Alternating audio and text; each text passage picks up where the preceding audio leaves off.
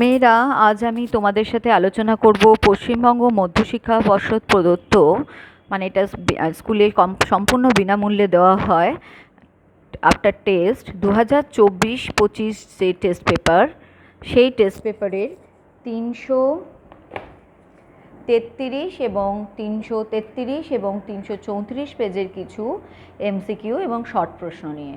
প্রথমেই বলছি ইনস্ট্রাকশনটা ভালো করে পড়ে নেবে। বলেছে প্রতিটি প্রশ্নের সঠিক উত্তরটি নির্বাচন করে তার ক্রমিক সংখ্যা সহ বাক্যটি সম্পূর্ণ লেখো। এখানে কিন্তু টোটাল এরকম 15টি কোয়েশ্চেন থাকে, 1 into 15, এবং এই 15টাই কিন্তু এমসিকিউ, 4টে অপশান, 4টের মধ্যে সঠিক উত্তরটি আমাদের বেছে নিতে হয়। কি বলেছে দেখো, প্রথম কোয়েশ্চেন 1.1, নিচের কোন অংশটি অ্যাকশনের সাথে সম্পর্কিত নয়? মায়েলিন আবরণ, সোয়ান কোষ, অ্যাক্সোলেমা, নিজল দানা। আগে আমরা নিউরনের ছবিটা একটু দেখে নিই। নিউরনের ছবিটা দেখে নাও। আমরা জানি স্নায়ুতন্ত্রের গঠনগত এবং কার্যকরী একক হচ্ছে নিউরন। নিউরনের এই অংশটা হচ্ছে অ্যাক্সন, আর এটা হচ্ছে কোষদেহ, এটা হচ্ছে ডেনড্রন, তাই তো? ডেনড্রন থেকে ডেনড্রাইট। তাহলে আমার এখানে আমরা দেখে নিই যে কি কি অংশ অ্যাক্সনের মধ্যে রয়েছে। সোয়ান কোষ রয়েছে, মাইলিন সিজ রয়েছে, র্যানভিয়ার পর্ব রয়েছে, এগুলো সবই রয়েছে, তাই তো? এবং অ্যাক্সোলেমা হচ্ছে অ্যাকশনের যে আবরণটা থাকে বাইরের, সেটাকে বলা হয় অ্যাক্সোলেমা। এবং এখানে একটা নিউরোলেমা এবং অ্যাক্সোলেমার মধ্যে কিন্তু একটা মাইনিউট ডিফারেন্স থাকে, সেটাও তোমরা জানো নিশ্চয়ই, যে টোটাল নিউরনের আবরণটাকে বলা হয় নিউরোলেমা এবং অ্যাকশনের আবরণটাকে বলা হয় অ্যাক্সোলেমা। তাহলে এটাও হচ্ছে অ্যাকশনের। তাহলে এর মধ্যে কোন অংশটা আমরা দেখব যে যেটা অ্যাকশনের সঙ্গে সম্পর্কিত নয়? নিজল দানা, কারণ আমরা জানি নিজল দানাটা থাকে হচ্ছে কোষ দেহের মধ্যে, তাই তো? তাহলে আমরা এখানে আনসার হবে 1.1 ঘ, নিজল দানা। নেক্সট বলছে ডায়াবেটিস মেলিটাসে একজন আক্রান্ত ব্যক্তির নিচের কোন হরমোনটি পর্যাপ্ত মাত্রায় উৎপাদনে অক্ষম? এটা আমরা একাধিকবার আলোচনা করেছি যে ডায়াবেটিস মেলিটাস এবং ডায়াবেটিস ইনসিপিডাস, তাই তো? ইনসুলিন হরমোন হচ্ছে ডায়াবেটিস মেলিটাসের সাথে রিলেটেড, এবং হচ্ছে এডিএইচ হরমোন ডায়াবেটিস ইনসিপিডাসের সাথে রিলেটেড। ডায়াবেটিস মেলিটাসের ক্ষেত্রে কি হয়, মানে রক্তে গ্লুকোজের মাত্রা বা শর্করার মাত্রা অত্যাধিক বেড়ে যায়, এবং সেক্ষেত্রে কোন হরমোনের পর্যাপ্ত মাত্রায় উৎপাদন হয় না? সেটা হচ্ছে ইনসুলিন। কারণ আমরা জানি যারা ডায়াবেটিস মেলিটাস আক্রান্ত ব্যক্তিদের ক্ষেত্রে কি করা হয়, নিয়মিত পরিমাণে তাদের ইনসুলিন ইনজেকশন দেওয়া হয় যদি গ্লুকোজের মাত্রাটা অত্যাধিক বেড়ে যায়। হ্যাঁ, এটা ইনসুলিন হরমোনটা কোথা থেকে খরিত হয় সেটা আমি আবারও একবার বলে দিই। অগ্নাশয়ের কি হয়? অগ্নাশয়ের বিটা কোষ থেকে আইলেটস অফ ল্যাঙ্গারহ্যান্সের কোথায় বিটা কোষ থেকে ইনসুলিন হরমোন ক্ষরণ হয়। এটা কি করে? কলা কোষে শর্করা বা গ্লুকোজের শোষণ হার বৃদ্ধি করে জারণ ঘটাতে সাহায্য করে, এবং আর কি করে? রক্তে শর্করার পরিমাণ বেড়ে গেলে গ্লাইকোজেনেসিস প্রক্রিয়ায় কি করছে? গ্লাইকোজেনে পরিণত করছে, গ্লুকোজকে গ্লাইকোজেনে পরিণত করছে। ইনসুলিন নিওগ্লুকোজেনেসিস এবং গ্লাইকোজেনোলাইসিস প্রক্রিয়ায় বাধা দেয়। নিওগ্লুকোজেনেসিস মানে কি? অকার্বোহাইড্রেট থেকে গ্লুকোজ কনভার্সনে বাধা দেয়, এবং গ্লাইকোজেনোলাইসিস অর্থাৎ গ্লাইকোজেনকে গ্লুকোজে পরিণত হতে বাধা দেয়, অর্থাৎ গ্লুকোজের মাত্রাটাকে কমাতে সাহায্য করে। তাহলে এখানে সঠিক আনসার কি হবে? 1.2 খ। এরপরে বলছি নিচের বক্তব্যগুলির মধ্যে সঠিক জোটটি বেছে নাও। এটা মস্তিষ্কের অংশ, মস্তিষ্কের বিভিন্ন অংশের কাজ আমরা একাধিকবার আমি আগের ভিডিওগুলোতে আলোচনা করেছি। তো এখানে কি কি দিয়েছে দেখো, সেরিব্রাল কর্টেক্স, হাইপোথ্যালামাস, লঘু মস্তিষ্ক এবং পন্স, তাই তো? তো কোন অংশের কি কাজ এটা আমাদের একটু জানতে হবে। আচ্ছা, তাহলে প্রথমেই হচ্ছে সেরিব্রাল কর্টেক্সের এখানে, কারণ এটা বলছে আমাদের সঠিক জোটটি বেছে নাও, তাই তো? তো সঠিক জোরের মধ্যে এখানে দেখো কি দিয়েছে, যে সেরিব্রাল কর্টেক্স বলছে নিদ্রা, জাগরণ, এগুলো নিয়ন্ত্রণ করে। তো সেরিব্রাল কর্টেক্সের এই ফাংশন নয় আমরা জানি, কারণ হচ্ছে সেরিব্রাল কর্টেক্সের কাজকে একটু দেখে নাও। সেরিব্রাল কর্টেক্স অর্থাৎ গুরু মস্তিষ্কের যে অংশ সেরিব্রাল কর্টেক্স, এটা কি করে? তাপ, স্পর্শ, চাপ, ব্যথা, বেদনা নিয়ন্ত্রণ করে। তাহলে এটা সেরিব্রাল কর্টেক্সের এখানে টেস্ট পেপারে দেওয়া আছে যে অপশানটা, এটা নিদ্রা, জাগরণ নিয়ন্ত্রণ করে, তাহলে এটা হবে না। নেক্সট বলছে হাইপোথ্যালামাসের এখানে কি অপশান দিয়েছে দেখো, সেখানেও দিয়েছে হচ্ছে হাঁচি, কাশি নিয়ন্ত্রণ করে। কিন্তু হাইপোথ্যালামাস কি করে দেখো? ক্ষুধা, তৃষ্ণা, নিদ্রা, যৌন আচরণ, ঘুম, বিভিন্ন প্রকার মানসিক আবেগ নিয়ন্ত্রণ করে, দেহ তাপমাত্রা নিয়ন্ত্রণ করে। অর্থাৎ 2 নাম্বারটাও আমাদের হলো না। এরপর হচ্ছে গ অপশান, অর্থাৎ থ্যালামাস। থ্যালামাস কি বলছে? দেহের ভারসাম্য নিয়ন্ত্রণ করে। তাহলে এই অপশানটা একবার দেখে নিই, যেটা হচ্ছে থ্যালামাসের কাজ কি। কারণ আমরা জানি থ্যালামাস হচ্ছে আমাদের দেহের ভারসাম্যই নিয়ন্ত্রণ করছে।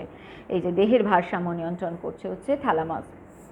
আচ্ছা, নেক্সট যেটা দিয়েছে পন্স বা সুষুম্না সূচক, সেটা সেখানে দেখো পন্সের ঠিক নিচে রয়েছে, মানে পন্স যেটা পন্সের এতে এখানে এটা কি করে? আমাদের শ্বাসক্রিয়া নিয়ন্ত্রণ করে। তাহলে আমরা মোটামুটি পেয়ে গেলাম। ও আরেকটা জিনিস, এখানে আরেকটা অপশান দেওয়া রয়েছে, সেটা হচ্ছে পন্স। পন্স কি দিয়েছে দেখো? দর্শন, শ্রবণ ইত্যাদি নিয়ন্ত্রণ করে। কিন্তু আমরা জানি পন্স কি করছে? শ্বাসকার্যের হার নিয়ন্ত্রণ করছে, তাই তো? এটাকে সেতু যোজকও বলা হচ্ছে। তাহলে এই অপশানটাও আমরা পেয়ে গেলাম। তাহলে এর মধ্যে তাহলে সঠিক অপশান কোনটা হবে বলো? 1.3 গ, অর্থাৎ লঘু মস্তিষ্ক কি করছে, বা থ্যালামাস, থ্যালামাস কি করছে?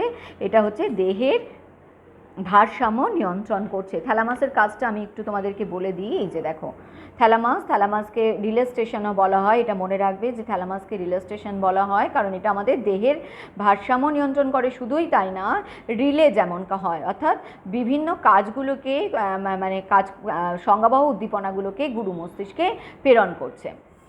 তাহলে এখানকার সঠিক আনসার কী হবে? 1.3 গ।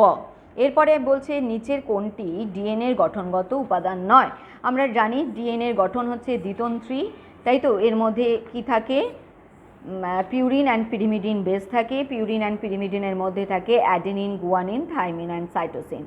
এ এবং টি থাকে ডাবল বন্ড, এবং জি আর সি থাকে ট্রিপল বন্ড। এবং এর মধ্যে যে সুগারটা থাকে সেটা আমরা জানি, সেটা হচ্ছে পেন্টোজ সুগার এবং ডিঅক্সিরাইবোজ সুগার, তাই তো? যে রাইবোজোমের ক্ষেত্রেও হচ্ছে পেন্টোজ সুগার, কিন্তু ডিএনএ এবং আরএনএর মধ্যে ডিফারেন্স হচ্ছে, ওটার আরএনএর ক্ষেত্রে রাইবোজ সুগার থাকে, আর এটা হচ্ছে ডিঅক্সিরাইবোজ সুগার। তার মানে এটা কোনটা গঠনগত উপাদান নয়? ইউরাসিল। বাকি সব উপাদানগুলোই কিন্তু ডিএনএর মধ্যে থাকে, তাই তো? তাহলে এর মধ্যে সঠিক আনসার কী হবে বলো? 1.4 ক। এরপর বলছে সুস্পষ্ট যৌনক্রম দেখা যায়। সুস্পষ্ট যৌনক্রম কোথায় দেখা যায়? কারণ আমাদের মাধ্যমিকের সিলেবাসের মধ্যে ফার্নের যৌনক্রমটা খুব ভালোভাবেই আছে। তোমরা জানো যে ফার্নের হ্যাপ্লয়েড এবং ডিপ্লয়েড যৌনুর যে পর্যায়ক্রমিক আবর্তন, সেটাকে বলা হচ্ছে যৌনক্রম। তাহলে এখানে কি কি অপশান দেওয়া আছে তোমরা একটু দেখে নাও। বলছে আম, জবা, ফার্ন এবং শিমুল। তাহলে যৌনক্রম, সুস্পষ্ট যৌনক্রম কাদের দেখা যায়? সেটা হচ্ছে আমার এই চ্যানেলের মধ্যে দেখবে লেখাও আছে যে ফার্নের যৌনক্রম।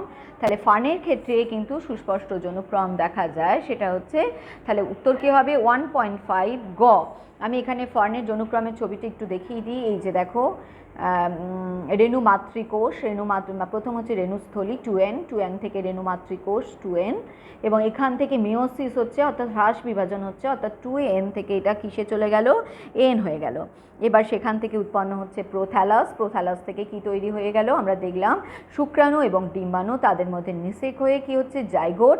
জাইগোট থেকে অঙ্কুরিত ভ্রূণ, তার থেকে পূর্ণাঙ্গ ফার্ন গাছ। তাহলে এই হচ্ছে হ্যাপ্লয়েড। এবং দেখো আমরা এখানে দেখতে পাচ্ছি রেণুধর এবং লিঙ্গধর দশা পর্যায়ক্রমিক আবর্তন হচ্ছে, এটাকে বলা হচ্ছে যৌনক্রম। তাহলে এখানে জানতে চেয়েছে কার সুস্পষ্ট যৌনক্রম দেখা যায়? আনসার হবে 1.5 গ। এরপর বলছে প্রাণীকোষ বিভাজনে বেমতন্ত্র গঠনে সাহায্য করে। এটা আমি একটু বলে দিই, আমরা জানি এটা, কারণ আমরা জানি উদ্ভিদ কোষের ক্ষেত্রে মাইক্রোটিবিউল করে, আর প্রাণীকোষের ক্ষেত্রে সেন্ট্রোজোম হচ্ছে কোষ বিভাজনে সাহায্যকারী কোষীয় অঙ্গাণু। তাহলে উত্তর হবে 1.6 খ, সেন্ট্রোজোম। নেক্সট বলছে capital Y, small Y, capital R small R. অর্থাৎ এখানে আমরা জানি ক্যাপিটাল ওয়াই ফর হলুদ, ক্যাপিটাল আর ফর গোলাকার, স্মল ওয়াই এবং স্মল আর এখানে হচ্ছে প্রচ্ছন্ন বৈশিষ্ট্য। কিন্তু আমরা জানি এখানে প্রশ্নটা সেটা নয়, বলছে জিনোটাইপযুক্ত উদ্ভিদের থেকে কত প্রকার জনন কোষ পাওয়া যেতে পারে। আমি আগেও বলেছি এর একটা ফর্মুলা আছে, ফর্মুলাটা হচ্ছে 2 টু দি পাওয়ার n, যেখানে n হচ্ছে নাম্বার অফ হেটেরোজাইগোট। এখানে হেটেরোজাইগোট কটা রয়েছে? দুটো হেটেরোজাইগোট রয়েছে, অর্থাৎ 2 টু দি পাওয়ার n মানে 2 স্কোয়ার অর্থাৎ 4, অর্থাৎ ক ধরনের হবে? 4 রকমের। এরপরে আসছি, বলছে কি পরের কোয়েশ্চেন, অর্থাৎ 1.8, যেটা বলছে মানুষের কানের যুক্তলতি যে প্রকার বৈশিষ্ট্য। এই যুক্তলতি, মুক্তলতি, রোলার জীব, স্বাভাবিক জীব, এইগুলো নিয়ে আমরা প্রকরণের চ্যাপ্টারে একাধিক এমসিকিউ করেছি। তাহলে এটা কি ধরনের বৈশিষ্ট্য আমরা জানি, যুক্ত কানের লতি এটা হচ্ছে প্রচ্ছন্ন বৈশিষ্ট্য, কারণ মুক্ত কানের লতি সেটা হচ্ছে প্রকট বৈশিষ্ট্য। তাহলে এর সঠিক আনসার কি হবে বলো? 1.8 ঘটা হচ্ছে সঠিক আনসার। এই যে দেখে নাও একটু, এই যে মুক্ত আর যুক্ত কানের লতি, মুক্ত আর যুক্ত, এখানে ছবিটা আমার ঠিক পছন্দ হচ্ছে না, আমি আরেকটা বই থেকে দাঁড়াও চেষ্টা করছি। এই যে দেখে নাও, এই বইটার ছবিটা দেখো, ভাল লাগছে বেশ। এই যে মুক্ত কানের লতি এবং যুক্ত কানের লতি, এখানে আমরা জানি যে যুক্ত কানের লতি হচ্ছে প্রচ্ছন্ন জিন। ঠিক আছে, তাহলে এর আনসার কী হবে বলো তোমরা? প্রচ্ছন্ন জিন, অর্থাৎ 1.8 ঘ। এরপর বলছে নিচের যে রোগটি এক্স ক্রোমোজোম বাহিত নয়। আমাদের ক্লাস 10-এর সিলেবাস অনুযায়ী আমাদের 3টে রোগের আছে। একটা হচ্ছে হিমোফিলিয়া, সেকেন্ড হচ্ছে বর্ণান্ধতা, থার্ড হচ্ছে থ্যালাসেমিয়া। থ্যালাসেমিয়া অটোজোম বাহিত, আর হিমোফিলিয়া আর বর্ণান্ধতা হচ্ছে এক্স ক্রোমোজোম বাহিত প্রচ্ছন্ন জিন ঘটিত রোগ। তাহলে এখানে কোনটা সঠিক হবে বলো তোমরা? 1.9 ক্ষেত্রে আমরা উত্তর হবে, সঠিক উত্তর হবে যেটা এক্স ক্রোমোজোম বাহিত নয়, 1.9 ক, থ্যালাসেমিয়া। এরপর হচ্ছে মিলার ও উরের পরীক্ষা। মিলার ও উরের পরীক্ষার মনে হয় এমসিকিউ প্রত্যেকটা পেপারই একটা করে রয়েছে। বলছে যে কোনটি, কি কোয়েশ্চেনটা দিয়েছে দেখো, যে গ্যাসটি ব্যবহৃত হয়নি। মিলার ও উরের পরীক্ষায় আমরা জানি মিথেন, অ্যামোনিয়া, হাইড্রোজেন এগুলো সবই ব্যবহৃত হয়েছে। তার মানে ব্যবহৃত হয়নি যেটি, সেটি হলো হিলিয়াম। এই যে মিলার আর উরের পরীক্ষা, এর মধ্যে কিন্তু মিথেন, অ্যামোনিয়া, হাইড্রোজেন, জলীয় বাষ্প এগুলো সবই ব্যবহৃত হয়। শুধুমাত্র এখানে অপশানে যেটা আছে তার মানে হিলিয়ামটা সঠিক উত্তর নয়। তাহলে এখানে উত্তরটা কিভাবে হবে? 1.10 ঘ, হিলিয়াম। এরপরে কি বলছে? 1.11 বলছে পতঙ্গের ডানা, বাদুড়ের ডানা, পাখির ডানা। পতঙ্গের ডানা উঠতে সাহায্য করে, বাদুড়ের ডানাও উঠতে সাহায্য করে, পাখির ডানা উঠতে সাহায্য করে। তাহলে আমরা এগুলোকে কি বলবো? একই রকম কাজ, অর্থাৎ এদের বলা হচ্ছে সমবৃত্তীয় অঙ্গ, কিন্তু এদের কিন্তু উৎপত্তি আলাদা, এটা মনে রাখবে। কারণ আমি এটা আগেও বলেছি যে পতঙ্গের যে দেহাবরণ সেটা প্রসারিত হয়ে ডানায় পরিণত হয়। ঠিক আছে, তাহলে পতঙ্গের দেহাবরণটা প্রসারিত হয়ে ডানায় পরিণত হচ্ছে। অন্যদিকে হচ্ছে আমরা পাখির ডানা কিন্তু অগ্রপথ, অর্থাৎ সেখানে হিউমেরাস, রেডিয়াস, আলনা, কার্পাল, মেটাকার্পাল, ফ্যালাঞ্জেস আছে। তাহলে উৎপত্তি এদের আলাদা কিন্তু কাজ এদের এক, অর্থাৎ এরা সমবৃত্তীয়। 1.11 গ। পরের পাতায় আমি চলে যাচ্ছি। পরের পাতায় কি আছে দেখো, পরের পাতায় অপশান আছে, বলছি মানুষের পৌষ্টিকতন্ত্রের সঙ্গে যুক্ত নিষ্ক্রিয় অঙ্গটি কী? পৌষ্টিকতন্ত্রের সঙ্গে যুক্ত নিষ্ক্রিয় অঙ্গটি কী হবে? অ্যাপেন্ডিক্স, কারণ আমরা জানি এটা গিনিপিকের ক্ষেত্রে সিকাম হিসাবে ইউজ হয়। তাহলে দেখে নাও অ্যাপেন্ডিক্সটা কোথায় থাকে। এই যে অ্যাপেন্ডিক্স দেখতে পাচ্ছ। তাহলে পৌষ্টিকতন্ত্রের সঙ্গে যুক্ত নিষ্ক্রিয় অঙ্গ কী হবে বলো? অ্যাপেন্ডিক্স। তাহলে সঠিক উত্তর কী হবে? 1.12 ঘ, অ্যাপেন্ডিক্স। নিচের যেটা বলছে নাইট্রোজেন চক্রের সঠিক ক্রমটি হলো, নাইট্রোজেন চক্রের প্রথম কি হবে? নাইট্রোজেন স্থিতিকরণ, তারপরে হচ্ছে অ্যামোনিফিকেশান, নাইট্রিফিকেশান, ডিনাইট্রিফিকেশান। একটা কথা বলি, এই নাইট্রোজেন স্থিতিকরণ, অ্যামোনিফিকেশান, নাইট্রিফিকেশান অ্যান্ড ডিনাইট্রিফিকেশান এই সংক্রান্ত আমি কিন্তু আগেও বিভিন্ন এমসিকিউ সলভ করেছি। যদি কারোর এটা নিয়ে কনফিউশন হয় আমার আগের ভিডিওগুলো একটু দেখে নিও। এরপরে বলছে নিচের কোনটি সঠিক জোটটি নির্বাচন করো। ওজোন গহ্বর বা ওজোন হোল সিএফসি, ক্লোরোফ্লোরোকার্বন এটাই সঠিক, কিন্তু কারণ আমরা জানি এসপিএম হচ্ছে কিসের সঙ্গে জড়িত? বায়ু দূষণের সঙ্গে। তাহলে এটা শব্দ দূষণের সঙ্গে নয় রিলেটেড। অ্যালগাল ব্লুম হচ্ছে ওয়াটার পলিউশনের সঙ্গে রিলেটেড, তাহলে এটার সঙ্গেও এটা হবে না। গ্রিন হাউস গ্যাস তো O2 কখনই গ্রিন হাউস গ্যাস নয়। তার মানে এখানে সঠিক জোর হবে ওজোন গহ্বর সিএফসি। এরপর বলছি পূর্ব হিমালয় হটস্পটের একটি উল্লেখযোগ্য প্রাণী হলো কি হবে? Red panda. তার মানে এটার আনসার হবে 1.15 ঘ। এরপরে আমি আসি অবজেক্টিভ প্রশ্নগুলি একটু তাড়াতাড়ি বলে দিই। বলছি ড্যাশ হরমোনের প্রভাবে বিপদকালে, কারণ বিপদকালীন হরমোন কাকে বলে?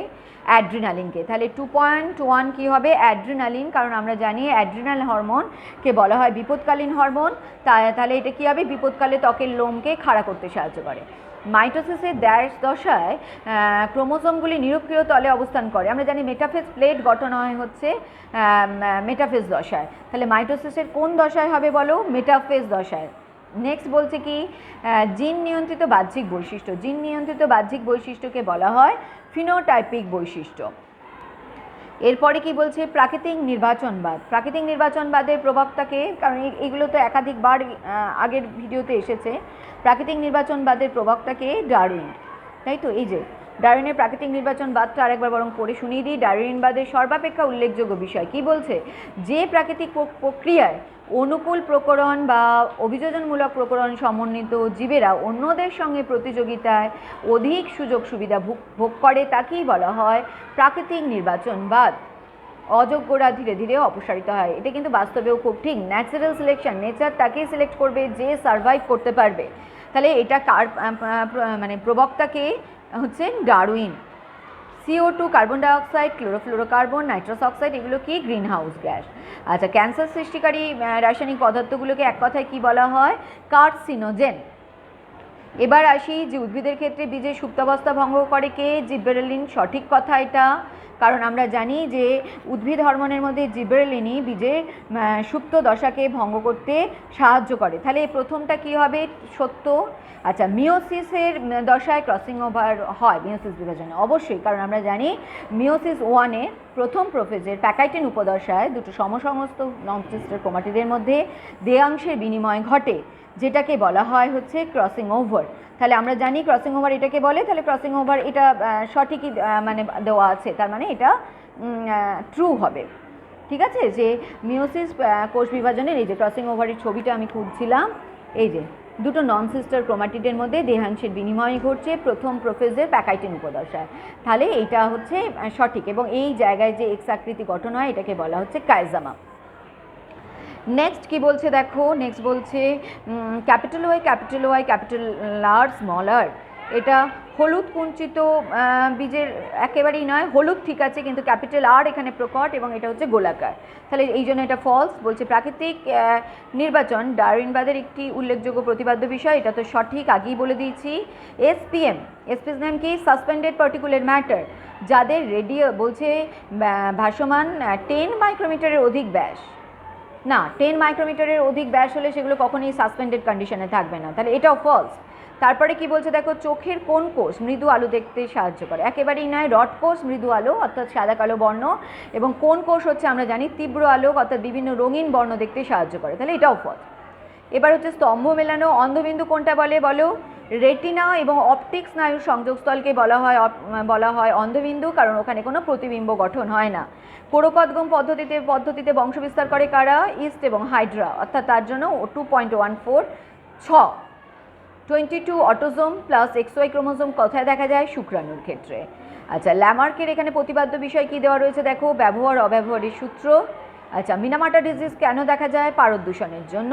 লাস্ট ওয়ান হচ্ছে স্টেম বডি। স্টেম বডি কোন দশায় দেখা যায়, অ্যানাফেজ দশায়, কোষ বিভাজনের, কারণ আমরা জানি মেটাফেজ দশায় মেটাফেজ প্লেট হয় আর প্রাণীকোষের অ্যানাফেজ দশায় স্টেম বডি। তাহলে আপাতত এটা কিন্তু পড়ার ভালো করে রেডি করো, খাতায় লেখো, এবং মাধ্যমিক 2026-কে টার্গেট করে সবাই এগিয়ে চলো। টাটা।